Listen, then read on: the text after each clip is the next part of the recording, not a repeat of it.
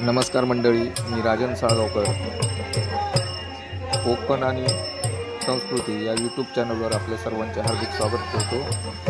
आज मी तुमच्यासाठी घेऊन आलो आहे श्री क्षेत्र गाणगापूर या दशावतारी नाटकातील शेवटचा भाग. हा भाग तुम्ही पूर्ण पहा आणि मला कमेंट करून सांगा हा भाग तुम्हाला कसा वाटला.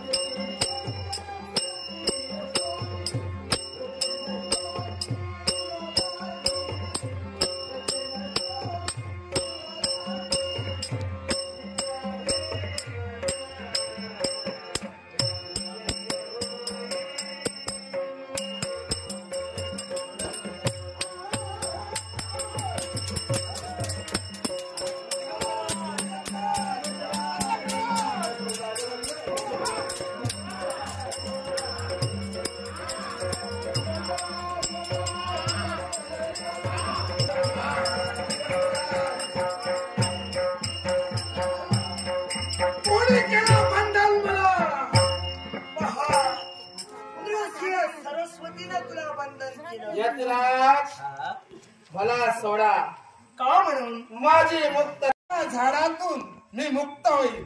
या झाडाची मी मुक्तता करीन. केव्हा केव्हा ज्यावेळी पौर्णिमेच्या दिवशी भरलेल्या अमृताचं फळ तुझ्या चरणी ठेवेल. मनोभावे तुझी भक्ती करेल. त्याच वेळी हिच्या देहातून मी दूर जाईल.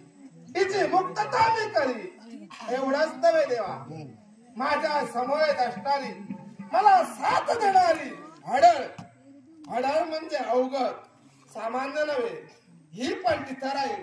एक वेळ माझी मुक्तता होईल, पण ती माझ्या बरोबर जायला हवी. याच्यासाठी पहा देवा, या कलियुगाच्या ठिकाणी 33 कोटी देवता कोणत्या तऱ्हेने वास्तव्य करतायत. 11 कोटी भूलोकी, 11 कोटी अंतरिक्षात, 11 कोटी स्वर्ग लोकात.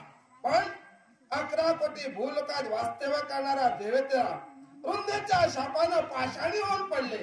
त्या पाषाणाला तांदळा पाना फुलाचे कौल लावतील.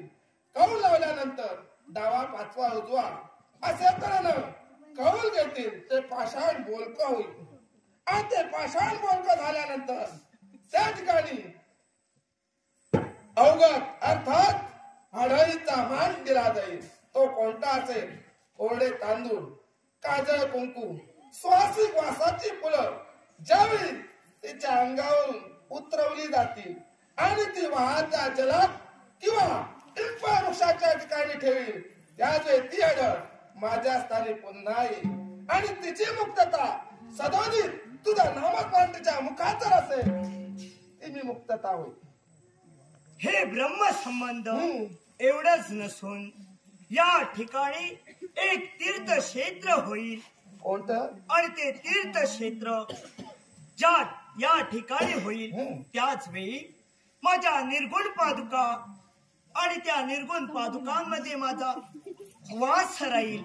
एवढंच नसून ज्यावेळी भूतबाधा ब्रह्मसंबंध लागलेल्या झाड ज्यावेळी त्यांचं दर्शन घ्यायला येईल, त्याच वेळी ही माझी काठी, त्या काठीचा स्पर्श त्याला होता क्षणी त्यातून ते मुक्त होईल असं मला वचन दे. देवा, वचन देईल माझी मुक्तता कर. आणि तुझी मुक्तता कोणती असेल ते हे पहा. हे औदुंबराचं वृक्ष, या औदुंबराच्या वृक्षासाठी तुला बंदीबान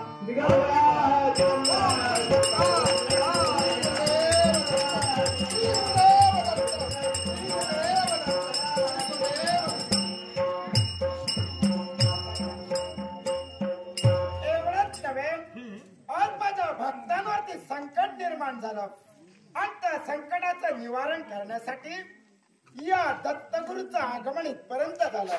म्हणून मी सुद्धा माझं महत्व ठेवतोय. राजा नरेंद्र अंजन ऐका म्हणतोय. याच जागेवर मी अवतीर्ण झालो. या गंधर्व प्रदेशाला याच्या पुढे मी अवतीर्ण झाल्यामुळे पुढे येणाऱ्या कलियुगात तीर्थक्षेत्र गाणगापूर, तीर्थक्षेत्र गाणगापूर आणि तीर्थक्षेत्र गाणगापूर म्हणून ओळखतील.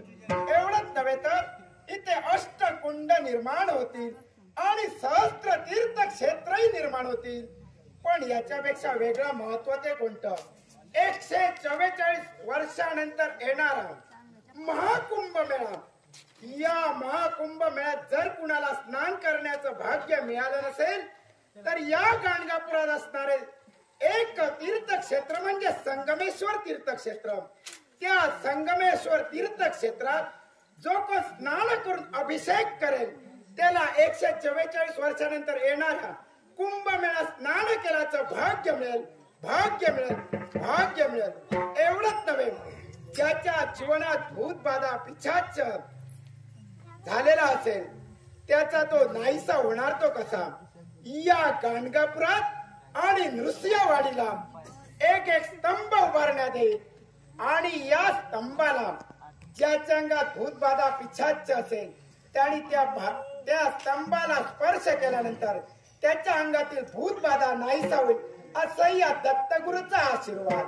भगवान, हा आज खरोखर या गंधर्वपुरात त्रिगुणात्मक त्रैमूर्ती अवतीर्ण झाली. हा आणि या गंधर्वपुराला इथं देवी देवतांचं वास्तव्य असणार. या गंधर्वपुरात गंधर्वांचं गुणगायन गायलं जातंय म्हणून याला आपण गाणगापूर असं नामविधान ठेवलं. एवढंच नव्हे तर यतिराज नृसिंह सरस्वतींनी स्वतःच्या निर्गुण पादुका या स्थळी ठेविला. या निर्गुण पादुकाच्या स्थळी सगुण यांचा वास राहील.